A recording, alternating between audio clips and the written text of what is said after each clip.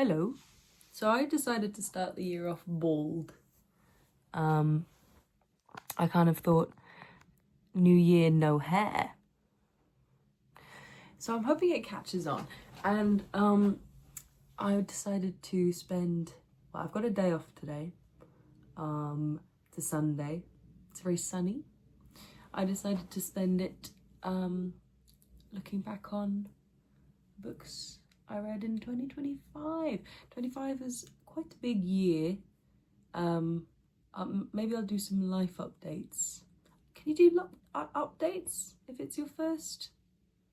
Anyway, decided to do some life updates, and I will talk through all the books I read. I read 40 books, and I'm hoping this year that I can read about 60. Because I work in a bookshop now, wonderful gay bookshop, and you have to sort of know what to say when people say, can I have a sports romance about two people, but it can't be football and it can't be teenagers and it can't be set in America.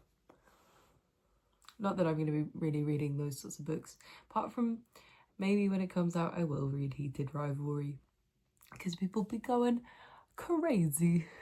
Okay. Right, let's get up. Would be good. And then I'll talk to you. Here is me making a little coffee, because whenever I work, I never have time to do anything apart from like toast a crumpet and not even butter it because I'm so late. And then I'm just sort of holding like a hot, dry bit of bread in my hands as I'm walking along. So nice to actually use my nice coffee and have a little soak in the hill. It's been a very, very crazy year. I've lived in 3 different cities this year. I think the books I read are a very weird mix because half of it I was doing my dissertation, so you'll probably see that. And yeah, let's talk about them.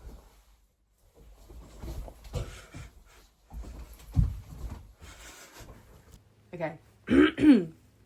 I'm now on my laptop, so it's going to look a little bit different.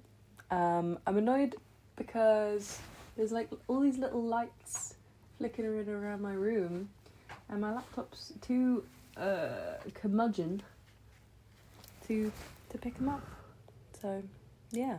So the first half of the books that I read this year are all kind of, I did a module on modernism, so Mansfield, Eliot, Woolf.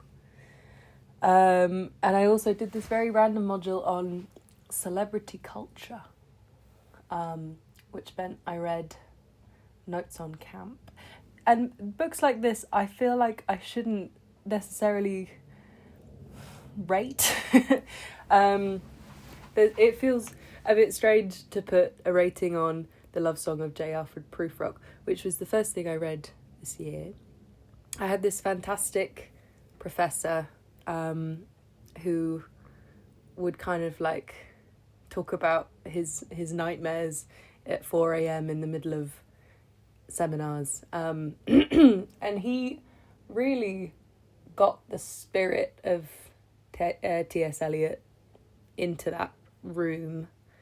Prufrock is amazing, and I find myself thinking about it all the time. I mean, someone in our group wrote a whole essay just on one line of The Wasteland. God, this was a long time ago, actually. And in the room where women come and go, talking of Michelangelo. I don't know. Anything where you can take one single line and write an entire essay about it, I'm pretty happy. I don't know if I can really criticise Prufrock. Similarly, I also did a module on Notes on Camp. So Notes on Camp I found slightly like maybe Sontag was kind of, she had a point, and then that point was that you can't say what camp is, and actually that makes for a slightly obtrusive essay. But it was good, important, glad I read it. The third thing I read was Catherine Mansfield's Garden Party, which I think is probably one of my favourite books that I read this year. I really fell in love with Catherine Mansfield this year, and I mean that in so many ways. I love these stories because they're so simple, but they also kind of capture this quality of something really deep and searching, and the kind of pursuit of life itself. The Garden Party in particular, that short story, just like the way that she navigates class divides, death, life. A kid, it's through a child's perspective, and her family are throwing a garden party, and she's very caught up in the excitement, and she's maturing, and she's becoming herself, this little girl. And she's all caught up in the visuals and the flowery garments and the way that the flowers are going to be best shown off. And then someone in the village dies, and she hears, and it's someone from the poorer end of town.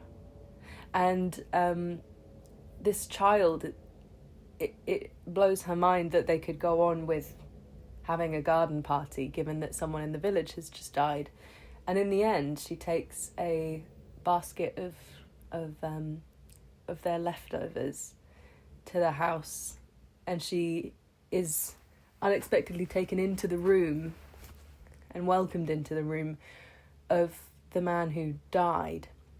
She looks at his dead body, and she has this flooding realization that she is alive, and a realization of what life is, and that articulation of life that she has is completely inexpressible. It's just a wave, and that is the emotion that it's in all of these stories, and I would encourage everyone to read them. I think they're amazing. And later in the year I read her diary, and she is such a fascinating person to spend time with, because actually I think she was probably quite troubled, and well, she was very troubled, quite bitter, but she seemed a lot more ballsy. You know, she grew up in New Zealand. She really yearned to live in London, and then when she got there, she was slightly rejected by the Woolf lot, but also had this kind of weird obsessive back and forth with Virginia Woolf. And in the end, when she died very early, Woolf would kind of bring her back, and she would haunt Woolf's stories. Got really obsessed with those two. Really obsessed. Leads me on to Jacob's Room, Virginia Woolf. Really, really exquisite, but also kind of slightly freer, I think, than her later work. There's a youthfulness, because it's her second, I want to say, novel. It's the one that she started getting experimental with. Maybe third, now that they found the new one in the attic. The Violet stories. Anyway, Jacob's Room follows this kid, young guy, Jacob, as he goes off to university, is discovering the world. And the really interesting thing about it is that it follows people's perceptions of him. Even though he's the main character, you really don't ever get his interiority. It's constantly shifting perspective, not in terms of first person, it's all third person, but you're constantly entering and exiting the minds of people who are viewing him, you never really see him, because I don't want to spoil it, so maybe skip to a point. Do I know how to do that? I don't know. Skip to a point. Skip like 15 seconds. Jacob ends up dying in a war. I forget which war, but he ends up dying. Anyway, and you realise that actually he's only ever really been there as a ghost, and he's been there in people's memories of him because he's died young. And it's a very much a response, I think, to her brother's death. I mean, it's not a crazy assumption. Lots of people think that. But her brother, who she then would recreate through her perspective of him and other people's perspectives of him, but without his perspective because he died tragically young. Incredible. Really good. Really, I think more fun than other Wolf books, I think. Then we get into the dissertation books. And this, I feel like, needs its whole video. And I think I will do a video. So I read, I'll just list them. Missoura by Mary Bradley Lane. New Amazonia by Elizabeth Corbett. Pantaletta, A Romance of She-He Land by someone called, named in a name, Mrs. J. Wood, who was actually revealed in a Live Journal article to have probably been a man called William Mill Butler. The Republic of the Future, or Socialism a Reality by Anna Bowman Dodd, and A Crystal Age by William Henry Hudson. And I will do a video because there's a lot to talk about, and I don't know if I... Basically, I was looking at late 1800s utopian feminist fiction. Not that those books are all feminist. Two of them are, I would label feminist. Early feminist. So Missoura and New Amazonia, because they imagine futures with sort of, it's like early sci-fi futures with women either getting rid of men or being kind of equal or superior to men. And then the other three are all imagined futures from the same era, where the results of early feminism has actually been negative. And the interesting thing to compare, the thing that I really compared, was the role of meat eating in those worlds. So super specific, but then that meant I read 10th book of the year, Jean Failzer, The Utopian Novel in America, 1886 to 1896. Again, I'm not going to be recommending these books to people, but they are interesting. Carol J. Adams, The Sexual Politics of Meat. Really interesting. Feminist vegetarian critical theory. Had some really... actually really stuck with me. So now whenever I see like a Henry VIII style banquet scene, and you notice that the men and the people with power are eating the meat and the women are eating apples, or they're in pastoral scenes with fruit and men are kind of eating meat. It's this ancient myth that men need more meat in their diet. And the meat can be kind of a little, I want to say synecdoche. I don't know if that's the right... I did a whole English degree. But you can view the anxieties of the men in the anti-feminist books through the fact that they are scared of eating vegetarian food. That was basically my argument. It's all so... I got so lost in it and I loved it. But it is fucking mental. So then I read The Journal of Catherine Mansfield. Then I read, and this is probably when I stopped reading books for the course. So I was done with university.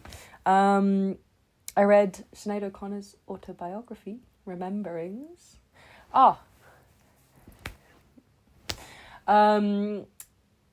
Yeah, I think actually it could have been a bit stronger. I think it had a really, really good voice, but specifically the sections about her childhood. As the book went on, I got the sense that maybe she wasn't really enjoying writing it. It was the feeling that I got. She was a lot more kind of expressive and her voice was a bit more literary in the bits where she was kind of reflecting on her childhood. And she had such a time of it. And parts of it were really quite harrowing, but she kept this quite neutral voice that just, it was a steady voice, and actually didn't wallow too, it didn't sort of lose itself in the sadness. I think she explored Catholicism in Ireland really well, and yeah, it felt like a little bit like a therapy session, but also that's kind of what you would expect and maybe want. Yeah, love Sinead. Yeah, it was I wanted to read it since hearing that she passed last year. I'm glad I did. Bob Mortimer. Is that super complex? This I went to Brussels with my girlfriend and we had a lovely time. And I was like, what's a fun little book to read? So I borrowed this one. I liked it. I think, okay, maybe I'll start giving them ratings now. I don't want to give Sinead a rating, but I'll give Bob a rating. I would give it 3 stars, probably. I don't know if that's controversial. But weirdly, I was expecting it to be like either more off the wall, kind of funny and weird, or more like complex mystery. And he kind of did both, but not to like a crazy degree. So I liked it. I think I'd prefer it if maybe I should listen to the audiobook, because I think he's hilarious and I love him. However, the jokes didn't really they didn't land, I don't think, as well in book form as they probably would have done in his voice, because he's a performer. And also I was kind of like digging around for a mystery, and actually I think it was quite sort of surface. Oh, Bob, I'm sorry. People tell me let me know if the sequel's good. I don't know if you, by the way, if you're watching this, well done, because I am not expecting people to watch it. I'm kind of making this to hold myself accountable to read more books in 2026 and in general. So if you're watching it, thank you. Right. My good friend, Annie, who I love, and I, at the end of our degree, decided that because we had access to all these English literature professors, we should ask them for some recommendations on books. Have we read those recommendations? Of course not. I did read one. I read... So one of my dear favourite professors said that the point that you are leaving university is the time to read The Waves by Virginia Woolf. And I'm so glad I did, because probably my favourite thing I read, it has to be my favourite thing I read. It's The Waves. So good. And it's about a group, they leave school together. They are in this tight circle that kind of revolves around this one really charismatic guy. Percival? Oh my god. How am I forgetting all these details? Yeah. and they fall in and out of love with each other, and their relationships form and their personalities form, but they're kind of really distinct characters, even though when you're reading it you're a bit lost in all the names and the craziness of the writing. But when that central character dies, it's this kind of off-kilter spiral, and how the characters deal with that grief and how it follows them throughout their life, and the kind of like it's the waves through the mind, and the kind of things that circle back, and like the tide, these images come up again and again for them throughout their lives. I think it has to be the best thing I've ever read. Read The Waves. I read Valencia this year. Michelle T. So good. So good. I think I needed something with a little bit of punkiness, because I've been reading, I mean, university degrees, they don't give you like the cool books, and this is a cool book. It really transports you into these late 90s, early 2000s dyke bars, and it's great. There's this image in the introduction that I think really grounded the book, which is that Michelle T would go into the bars and sit on top of tables and jukeboxes surrounded by lesbians, and she would be scribbling away, probably putting a lot of her life into it, probably maybe even too much. Imagine being friends with Michelle T. You'd be in a bit of a pickle in places.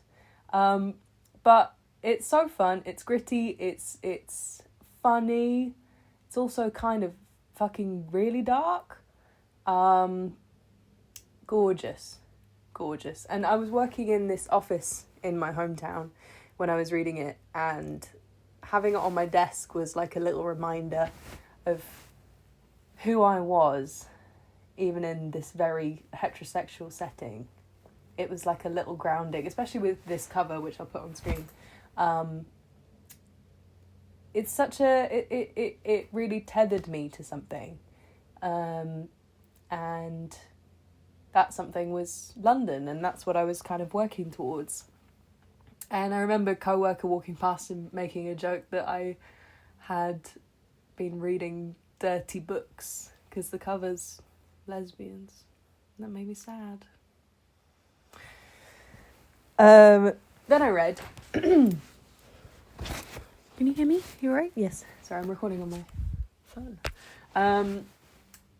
Love letters. Very Virginia Woolfy year, now that I'm looking back on it. My God. I had this wonderful moment in the bookshop where there was rain coming through the ceiling, right? We were running around with buckets trying to protect all the books.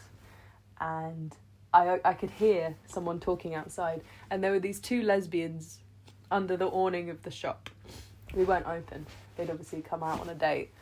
But it was this torrential rain, and there was this awning, and I could hear them reading Virginia Woolf's letters to Vita Sackville West and vice versa to each other.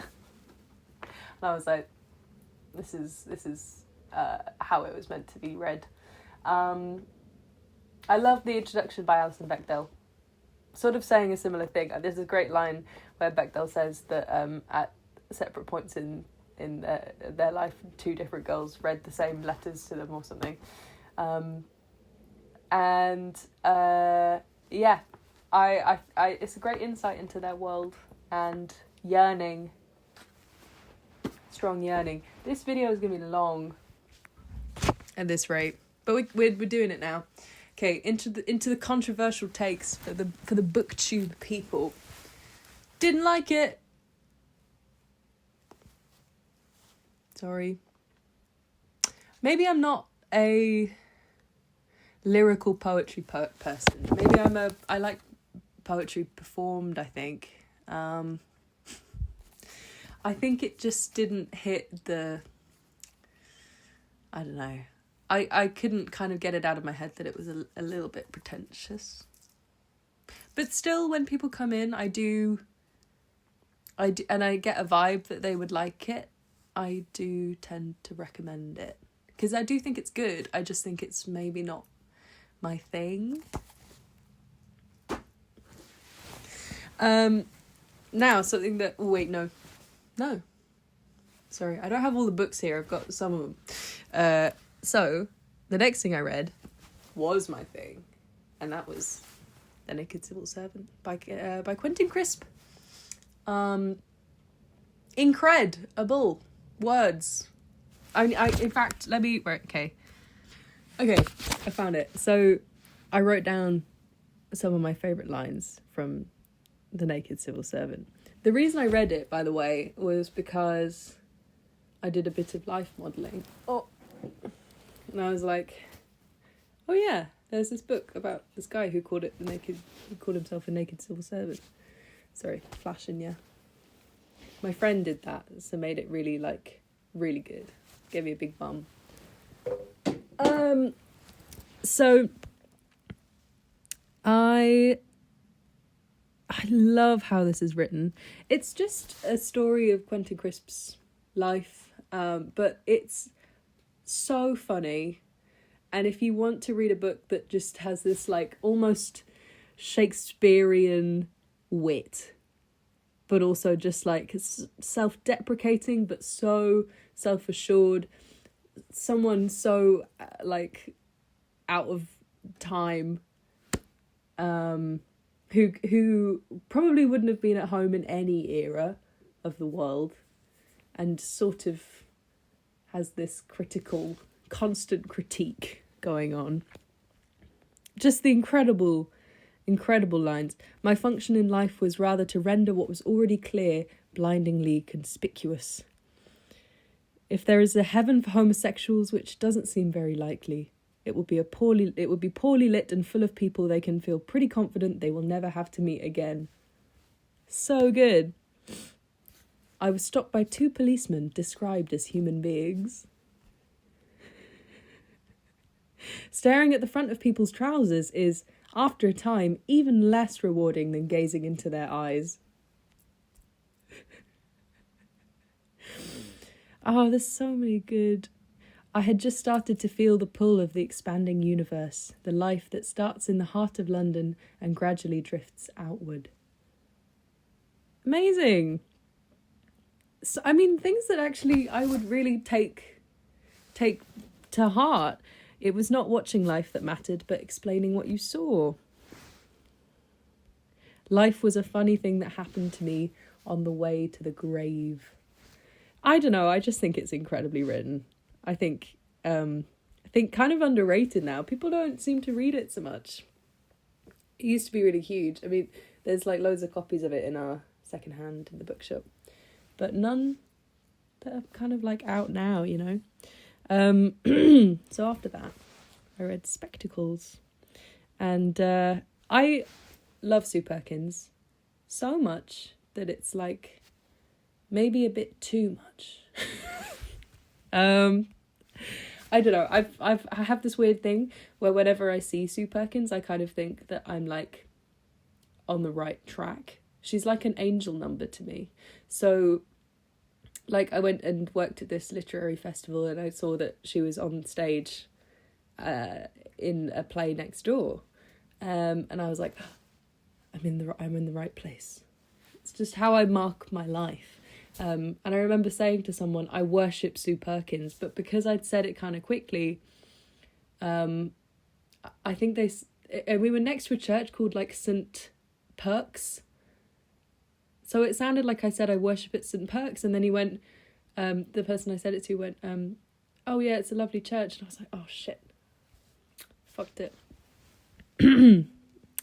Good book, sorry. Just cozy, lovely, heartfelt, funny life stories. Then I read Thank You for Calling the Lesbian Line by Elizabeth Lovett. And I think, to be honest,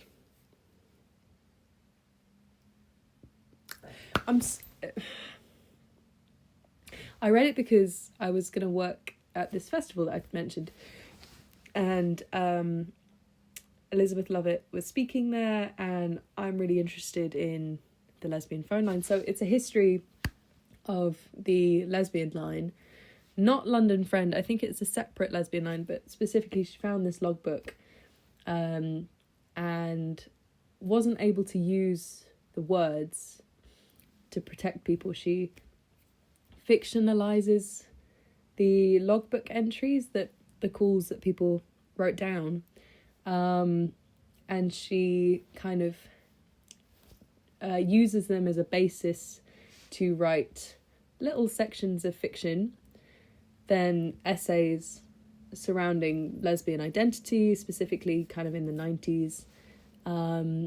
And to me, I think it needed more original source material. It needed more historical artifact stuff. And I say that having... I later read the logbooks, and the thing that they did that Elizabeth Lovett didn't really do was kind of explicitly quote the logbooks. And also interviewees, and describing those interviewees, and connecting you to the people involved. It's a lot more isolated to Elizabeth Lovett's life. And a lot of it is her own reflections on her own identity and how she came out. But I don't know if that works for me as a history. There were also quite a few typos. So for me, that's a 2-star. I've forgotten to rate them. It's fine. Then I read Tell Me I'm Worthless for the same event which Alison Rumpet was at, and loved it. Freaky as hell. Very freaky. Not in like a sex way, in like a way. It's good. A trans woman and a TERF walk into a haunted house. Only one leaves. What happened? There is a black mould spreading across Brighton. The mould is fascism. It's good. It was really good. It was freaky and deeply on the nose in a way that I think is really important. And I won't spoil the ending, but it's very deeply like, there is danger here for gay people, there's danger here for women, there's danger, mostly there's danger here for trans women, but that is also a danger for all women, and the culprit is fascism, which is this kind of like villainous, evil, grossness in the book. And I liked it. I liked it a lot. I haven't read Brainworms because I'm scared, but I've met Alison a few times now, and she's cool. She's very cool. And that made me feel like I'd made it in my life. Then I read Briefly a Delicious Life by Nell Stevens, and I thought I gave it a 3 in my review, but actually I think it's more of a 3.5, maybe a 4. It's about the ghost of a little girl or a little girl like 17, 18, 16. Anyway, she's been alive for a long time. I think she's like 17, and she's haunting this villa in Valdemosa. And it's very sensory as a book. It's a lot of juice. It's a lot of like fruit, sunshine, sea, coast. And I was not expecting it to be about Chopin, but it was. So it's about Chopin's partner, George Sand, who was a kind of gender ambiguous, cool lady. And she moves with Chopin to this house in Valdemosa. I don't know if I'm saying that right. And and she becomes the subject of this bisexual teenage ghost's desires. And obviously nothing happens between them, but there's moments of like yearning when you're like, oh, maybe this book's going to take a turn and they'll find each other. But obviously it's more about the difference in their lives and the fact that George is so othered by the community, and it's the same community that kind of led to the premature death of this girl. And it's not like, I wouldn't say it stuck with me as much as other books I read this year, but I enjoyed it as a holiday, and I would suggest doing the same. I think it was a great thing to read, and especially if you put on a little bit of Chopin's Nocturnes and you read, it was relaxing, I think, in a nice way. So that's that one. 3.5 stars. 5 stars to this one. So good. Follows a lot, don't I? It's about he's called, oh god, David Wynne, whose entire life is in these pages, and it's written in this way that really feels like a memoir, so much that you completely forget that it's fiction. It has this really natural plotting that just, it moves like a real human life. There are characters that you meet when David's a kid in private school, on a very prestigious scholarship. You meet the son of the people who have given him the scholarship money, who's called Giles. And while David becomes a successful, radical, queer actor, Giles becomes a Tory politician. And it's just incredible the way that their lives differ. I mean, you don't follow Giles specifically, but he kind of comes and goes throughout David's life. He's kind of the main other character, and you just fall so in love with this sort of gentle main character as he discovers that he's gay, as he reckons with his mixed race identity. And yeah, you just I won't spoil the ending, but I love him, and he's with me. Good book, my god. 5 stars. Then I read A Flat Place. This is going to be such a long video. Anyway, I read A Flat Place, Noreen Masood. I think I would recommend it. I'd recommend it to people who are interested in kind of inhabiting the space away from feeling. It's an exploration of maybe it's okay to not have huge feelings all the time, and to be a little bit numb, and it explores complex trauma through that lens. I gave it 3 stars because Noreen was one of my lecturers, and some of the other lecturers seem to... Is that gossip? I don't know. Is that scandalous if I say that? They didn't like it, and that's formed my opinion. It's autofiction, it's auto theory, and it has the flaw of auto theory, which is that it can come across as very self-centered and a little bit down on other people who are more sociable. Noreen describes these very flat planes and environments and walking through them as a kind of therapy. But then we'll encounter other people while she's walking and be like, I can't believe they would disrupt my peace by saying hello. I think it subtly explores asexuality. I don't know if that was the intention, but that's what I read from it, is that it also kind of celebrates relationships that are not necessarily romantic or sexual, but are also more than friendships. So it's just all about living in that space between extremes of emotion and desire.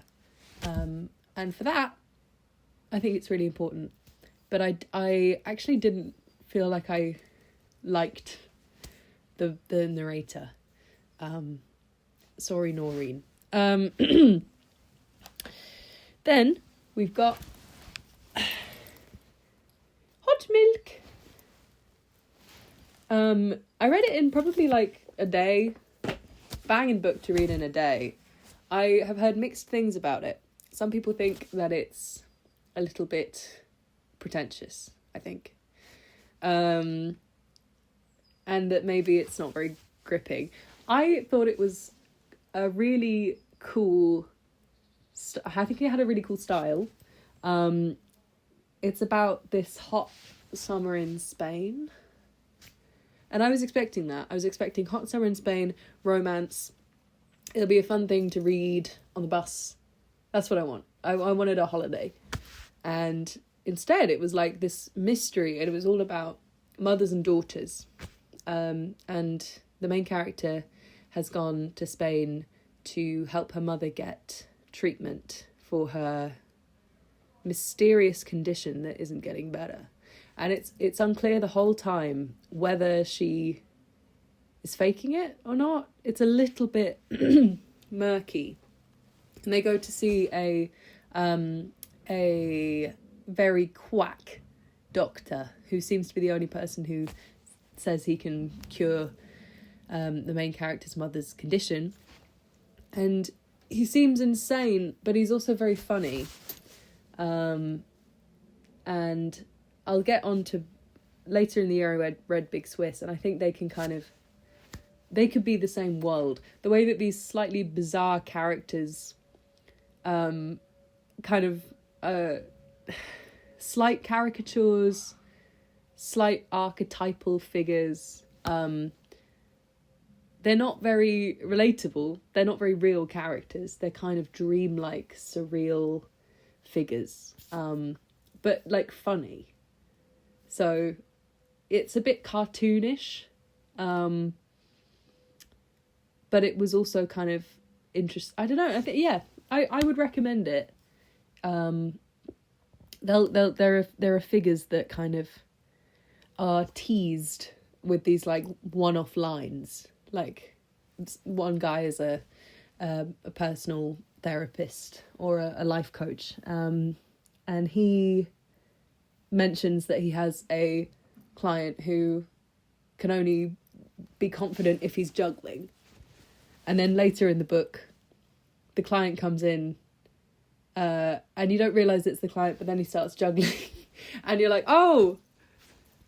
And so it's that kind of payoff of like, these are not very real characters, but they are quite funny. So yeah, I think I gave it 4. Yeah, I gave it 4 stars. Good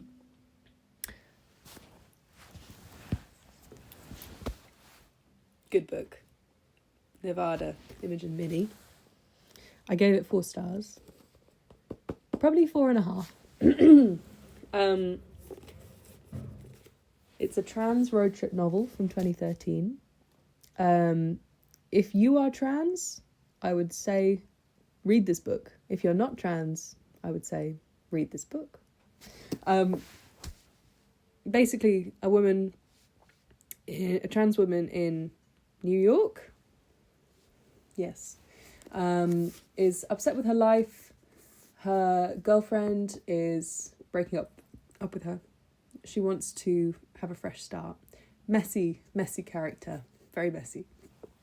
And she goes on a road trip and she meets this kid, James. And the book is her trying to convince James that he's trans. And he probably is. It switches perspective to his halfway through. But the main thing is that Binny is saying, she's exploring the fact that trans women often live in the space of I wish I'd known sooner and my life would be better if I'd come out earlier. And so she gives this character an opportunity to come out earlier. You know, the main character comes in and says, James, you are trans. Let me help you be trans. And the kid runs away. And that's it. It's a very simple book. But it explores so much. It's all the complicated relationship between sex, sexuality, sex, and trans identity. Because James feels that he has a kink, like a cross-dressing kink. And I actually hadn't really seen something exploring those explicitly sexual parts of trans identity. So the fact it came out in 2013, I mean, I remember 2013. I couldn't imagine this coming out in 2013.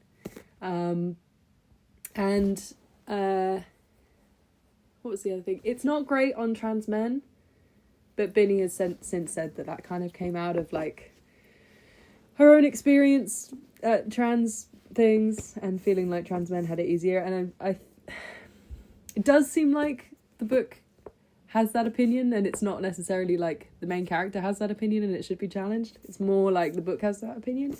So that's not great. But I think for what it is, yeah, so I gave that one 4.5. And then, so excited. Can you tell I went this year from reading like very classic-y university books to like the most fun things I'd always wanted to be reading? This is The Devil She Knows by Alexandria Bellefleur.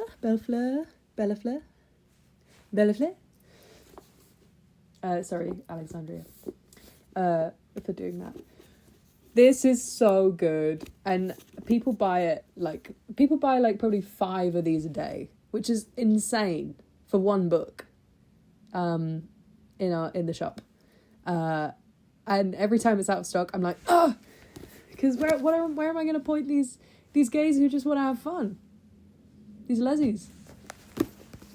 Pulpy, funny, really easy to read.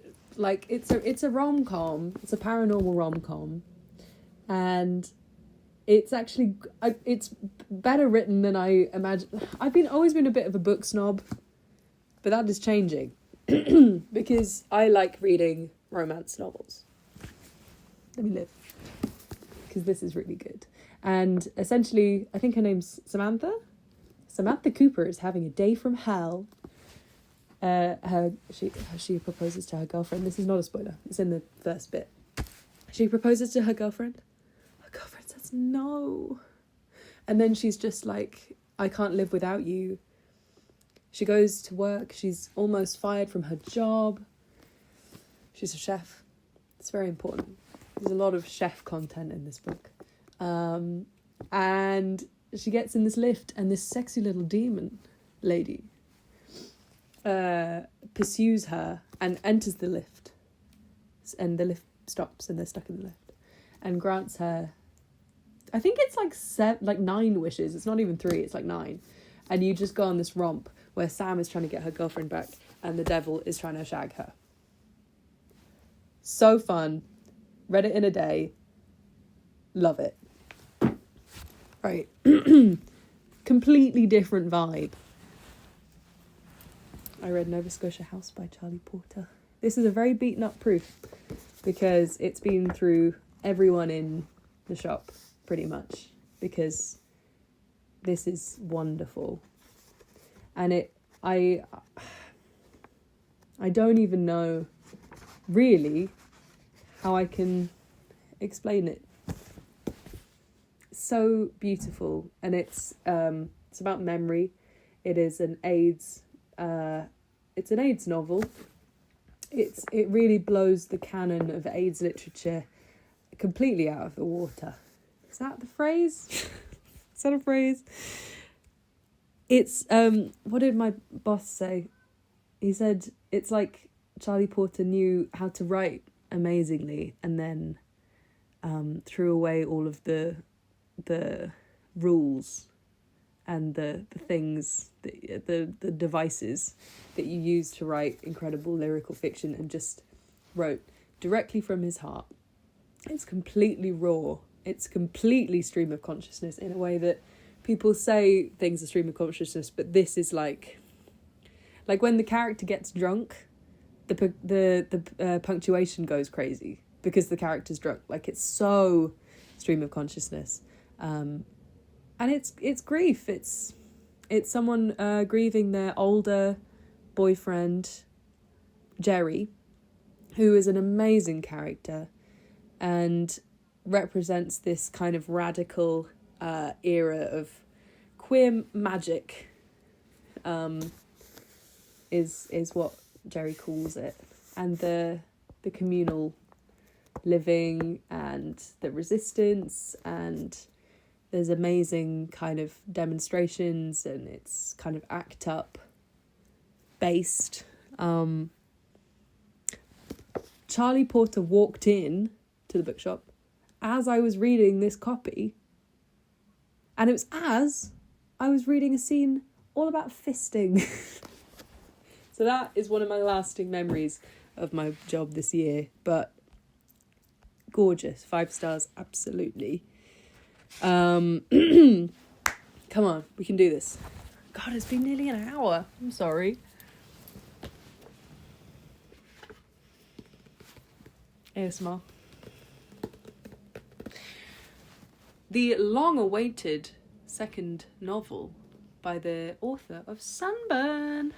We have Heap Earth Upon It, which I would recommend to anyone. The paperback will probably come out in a couple of months, I imagine.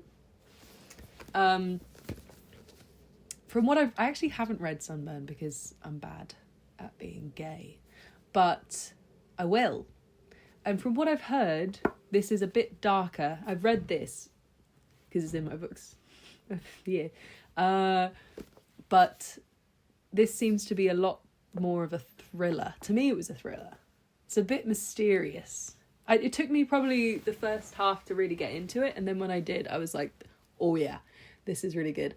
A family move into a new town in rural Ireland in the 60s. Rural. To the point where actually I kind of kept forgetting that it was the 60s, because it's so rustic. And it's so kind of fields and landscapes and fires and cold and dark pubs, and it's the secrets they have, this family who've moved to this new town, and it has this sapphic non-relationship with this really unreliable narrator. I mean, it switches around, so each part's a different member of the family, but the main woman, she is a super unreliable narrator. She has a lot of mental health issues. She just gets completely fixed on this lady who lives nearby, who has the life that she's always wanted, and she's a friend that she's always wanted, and she's always talking to her like, I just love your company, and I love being in the presence of just women, and you know, and we have this special bond. And then it'll switch to the lady's perspective, and she hates her, completely hates her, does not want her in her house, is just humouring her, actually wants to take her younger sister into her care because she's so worried about the younger sister. Because no one's really looking after this sister. She's super young. Their mother had her when she was a lot older. Really good, completely unravels. By the time I was halfway through, I couldn't stop reading it. Right. What are we on to? Amazing! I might reread it now that I've got no hair. Conto! Joelle Taylor, I love you. I read this because I was going to see the production of Maryville, or the staged reading of Maryville that Joelle did this year, which Maryville exists in the same universe. So they both follow this cast of butchers as they exist in the Maryville bar. Forget where? I want to say Philly. I don't know if it is Philly. No. London? She's English. Yeah. It's a tale of survival. It is absolutely amazing poetry. And where I think this one failed, I think this one did very well. Not that they are on similar subjects, just I think this captures people in a really cool way. And it's so inventive with form and subject, and Joelle said this amazing thing in the Q&A after Maryville, where she said forgotten it. No, she said why can a poetry collection not be a page turner? And I completely agree with that. Why can it not tell a story? She's not the first person to do it, but we were sat watching Maryville, and my girlfriend turned to me and said, "This is like the Odyssey," and it is, because it's like oral history. It's poetry that it's epic poetry almost, about these 5 butchers, and you feel for them and you love them, and they all have their kind of sort of fuck you thing going on. All interesting ways of also inhabiting space. So I'll include Maryville in this as well. Characters walk into spaces, and the spaces become their bodies, and the bodies become spaces in which to exist. And that is a gorgeous thing that flows through all of it, is that you can walk into a gay bar or a gay space, and you can feel like you're walking into yourself. Isn't that lovely? So lovely. Amazing. There's so much I could say about Maryville, but we move on, because we're on to, where are we on to? Now, people can hate me in the comments, as if there's people in these comments, because we're a fucking hour in. I didn't like this. I think I gave it 2. Gave it 3, but I think I'd give it 2, really, in retrospect. I thought it was good writing. And I like that it's a folk tale. This is about a child whose mother is a cannibal and who feeds her strays from the woods. And the strays are people who are lost. And when she's not eating people, she's eating like soggy pasta. And she's like, oh, well, this pasta's so gross. I wish I could eat more people. And so this kid has been raised eating these people. And like the first scene, she's like eating fingers out of the bath drain. And you're like, this is disgusting. And people love it. Because people are freaks. And if you like this book, then you have to be okay with being called a freak. I respect you if you like it. It's gross. I read on my lunch break. How am I reading this on my lunch break? It's all about, there's so much eating of body parts. But even without that, it's gross. Just the way it's written, the way everyone molds and everything is rotten, and there's blood everywhere. Call me a southern softie. Didn't like it. Then I read This is not something I would have necessarily picked to read, because we were talking about books of the year, and this was a new release. And Tasha is an amazing author. This is The Isle in the Silver Sea by Tasha Suri. And I've met Tasha a few times as well. Brag. And in this one, she did a little drawing of the cat when she came in. And I think this is a very fun book. It's just very long. Oh, I've got my leg on my mic. And it's about when I'm talking to customers who are into fantasy, I will say it's fun. It's a standalone book that I imagine she might want to make into a series. In a fictional Great Britain. I mean, it's Britain, but it's Britain in a alternate way where mythology keeps the land alive. So parts of the land are sustained and fed by these repeating reincarnations of certain stories. So in that way, it's a really interesting exploration of like patriotism and the stories we tell ourselves to kind of uphold. It's almost British values, which she's criticising, obviously, by having a main character. What's her name? Simran. Simran is a witch who was born in elsewhere, and she's got brown skin. Everyone in this book who is an immigrant is elsewhere born. And she is the first reincarnated story person who's not been born in the land. And that is a great scandal. And her story is that she is the witch who is bound to be killed due to her love affair with a knight who's been sent to kill her. So it's the love story between the knight and the witch, and it's them breaking their fate. And fantasy is hard because I love that idea. I think it's fun.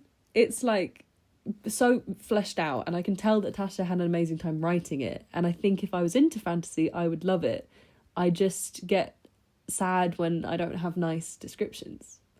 And when the plot moves so quickly because there's so much. This is like an epic of I think her name's V the Knight. What's her name? Veena and Simran. I was reading this for so long, it kind of put me in a bit of a slump because there's so much plot, and yeah, the characters are like hot by description, but you don't get to know them really as characters outside of this incredibly fast moving plot. So she kind of has to say their character traits a little bit. It's a little bit like constantly saying Veena has insecurities and Simran is stubborn. Like, it's kind of that. And I guess I was rooting for them. Good sex scene.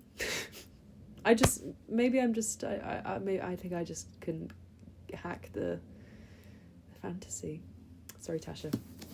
I gave it a 3. I keep giving things 3. I think I don't dip below the 3 very much.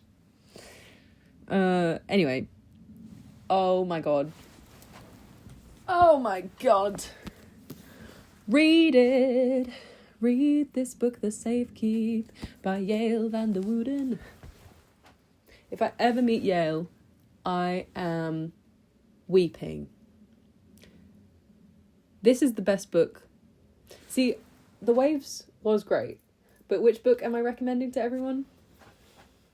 Absolutely The Safe Keep. And it's a hard one to describe in this video because I really don't want to spoil it. In fact, I'm not even going to spoil it because you need to read it. It's a story of two Dutch women. It's translated, and it's only a little book. I read it in a day. I read it in the bath, and I was so into it that the bath went cold like 3 times. I drained it, replaced it. Huge waste of hot water. Amazing. It's got water damage from the bath, but it's a love story, and you think it's really simple, and then it's really not. And I think I'm gonna get a tattoo of the hair, because there's this repeating gorgeous visual of these china plates, and it's a very domestic setting, and this very she's not the nicest. She's quite a stubborn main character. She's not very people friendly. She's quite rude. Has her brother's girlfriend to stay because she's got nowhere else to go for a bit. And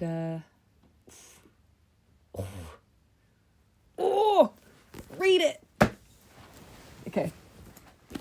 I was on a real kick at this point with the sexy books, because I think while I was reading this, I was like, God, I wish I was reading these.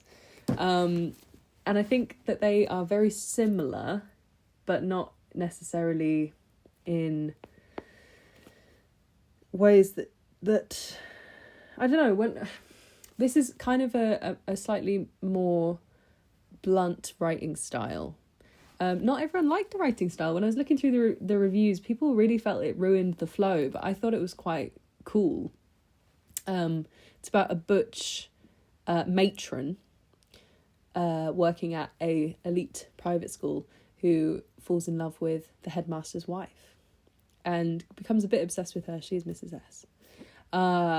There's this great side character, the house mistress, who is this really confident lesbian who's a bit older, and they go out drinking and everyone thinks they're shagging each other just because they both are clearly gay.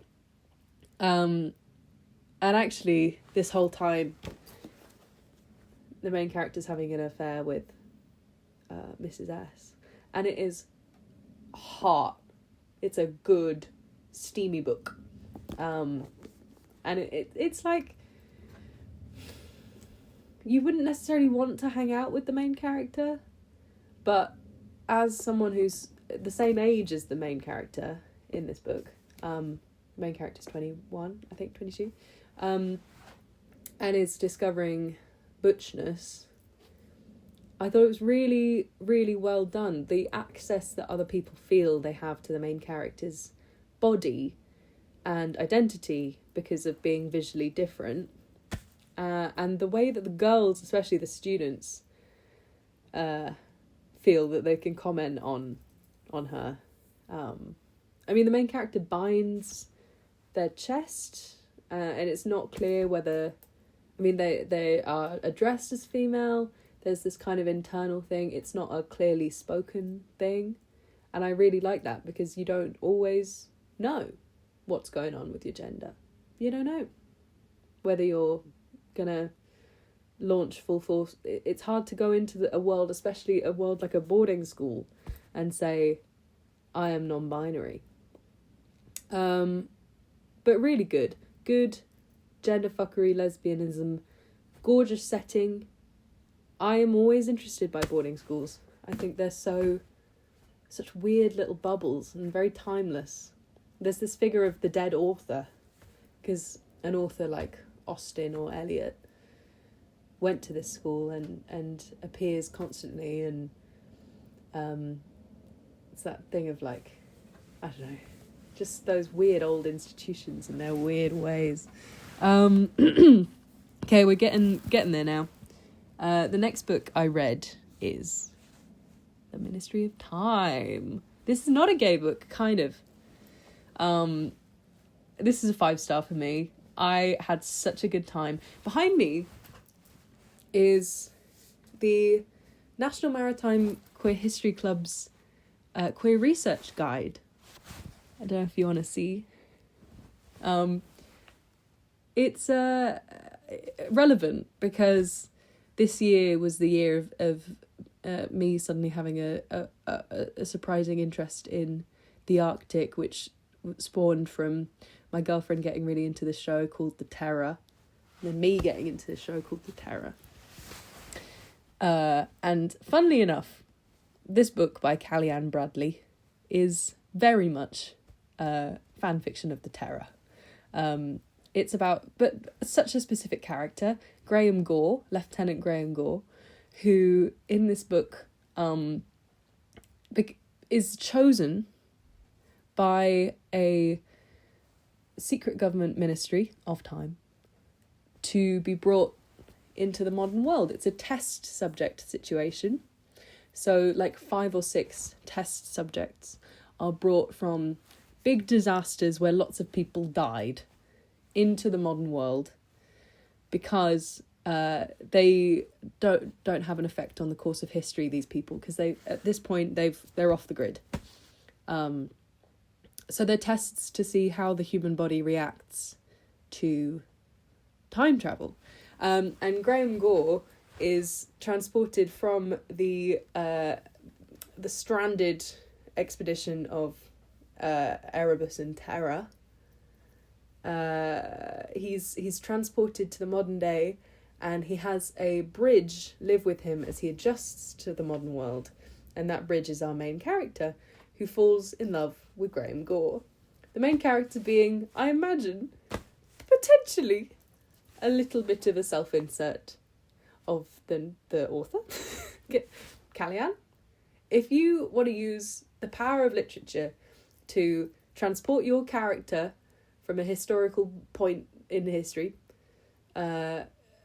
specifically the one who is constructed in The Terror, and you want to bring him into the modern world in a huge sci-fi epic, and make him fall in love with you, then that is the power of literature. I love it. I had so much fun. The idea of bringing this man who would have died in the Arctic into the modern world, and he's just living in a house with her, smoking millions of cigarettes. They smoke a joint at one point. She gets high with Graham Gore.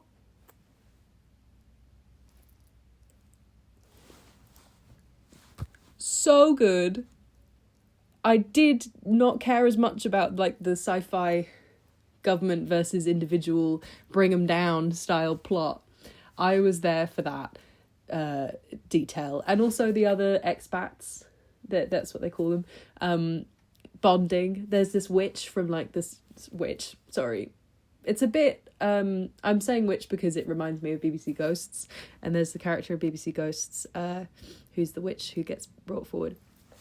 Anyway, there's this other side character who's so good, she's from like the 1600s, and she talks like this, but she's a big old lesbian and thrives in the modern day, going around with her like, where do people go? Sorry, that's my impression of what she would sound like. Like, where are the cows? So if you want a little time travel romp, oh my god, read it. It's out in paperback now. Then I read, and we're getting there now, I promise.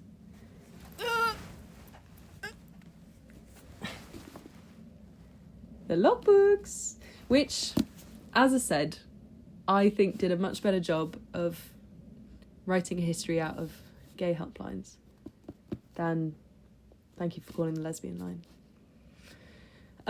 Also because it's written by 2 people, so it's by Adam Smith and Tash Walker. And Adam is gay, Tash is a non-binary lesbian. The book actually uses she for Tash, and then halfway through, because in the process of writing it, Tash discovered that it then starts using they, which I thought was really cool.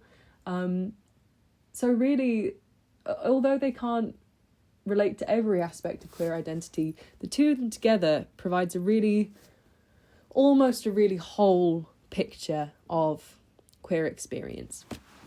I also loved it because Tash used to work in the Queen's Shilling in Bristol, which was the gay bar that I used to go to. There's a bit where they're like, I used to sell poppers in the toilets. I'm like, oh my god, crazy. It's a very human history, and it's written with so much love for the queer community, and specifically the volunteers who work the switchboard, who are captured in this so well. I mean, they really make an effort to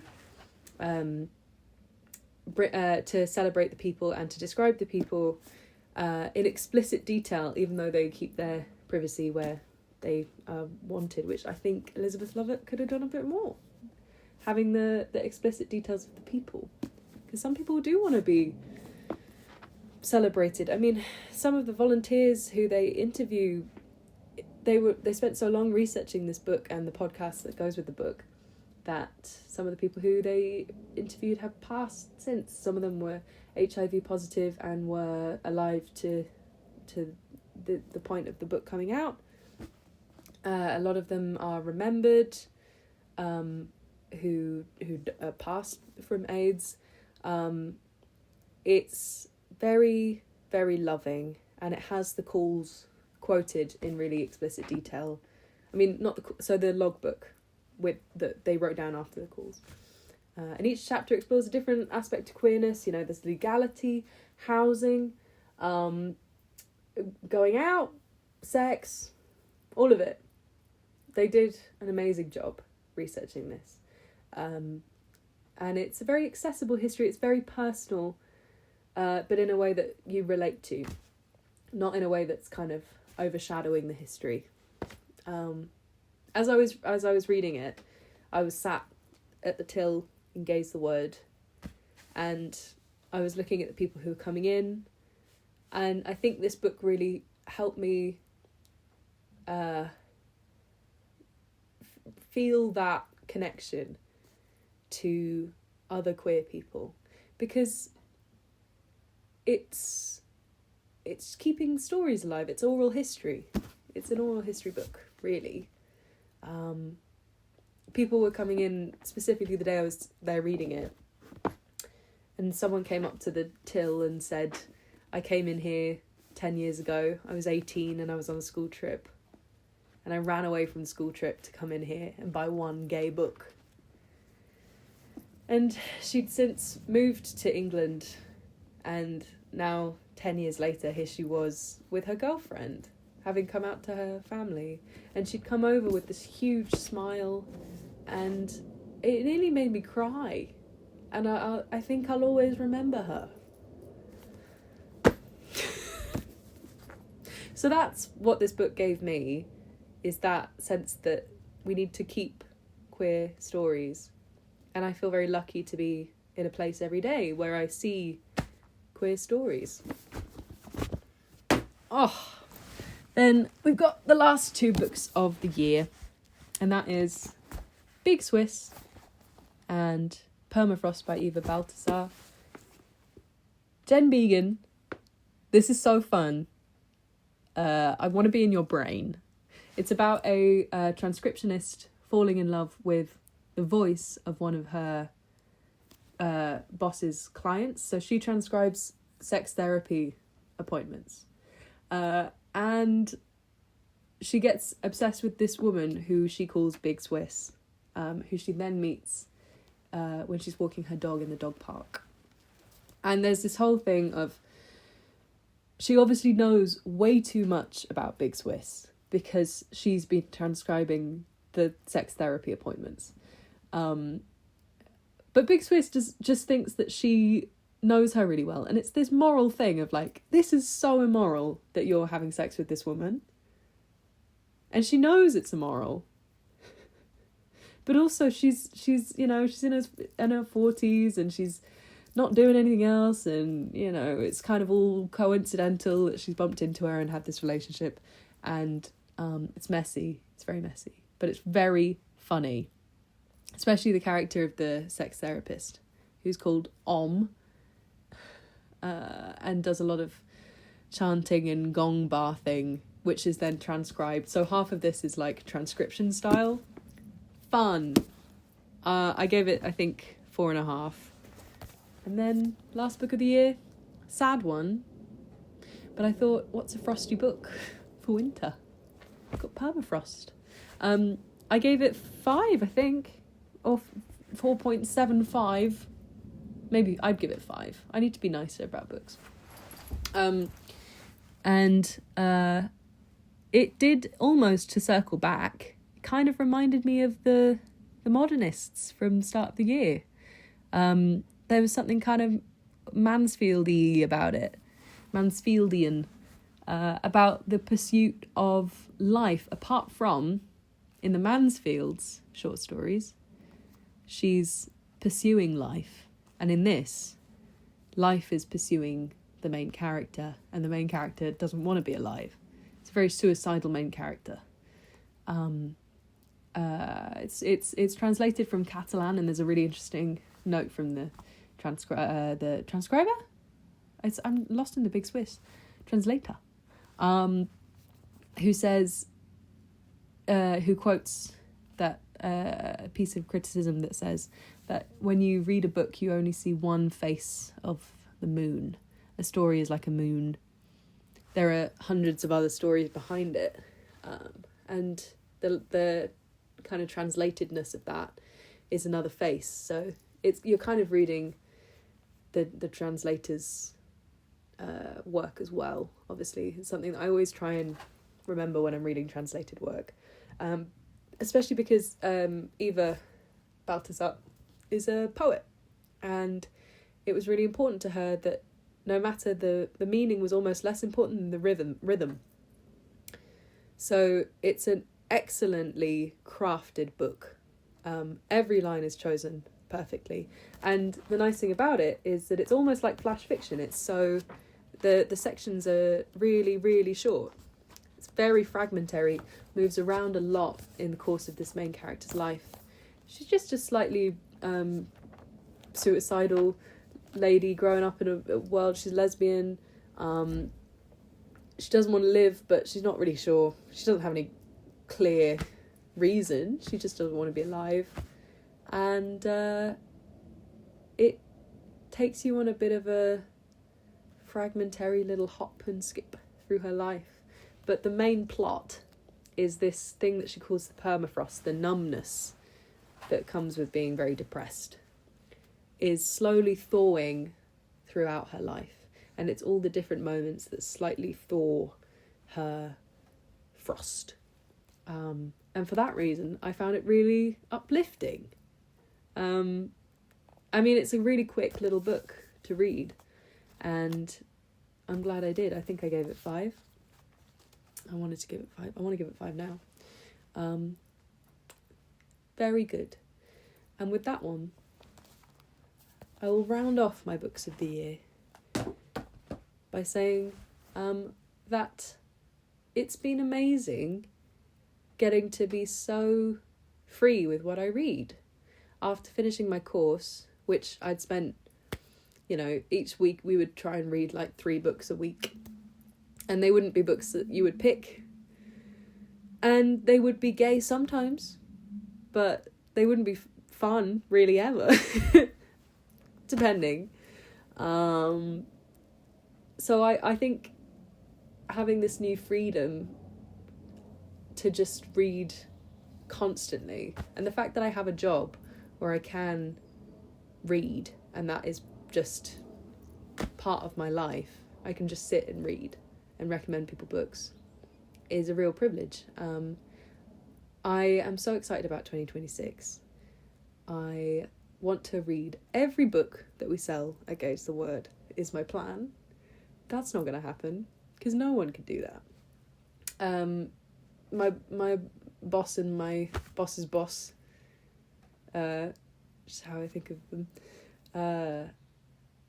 they've been working there for 20 or 40 years, and there's still books they want to read.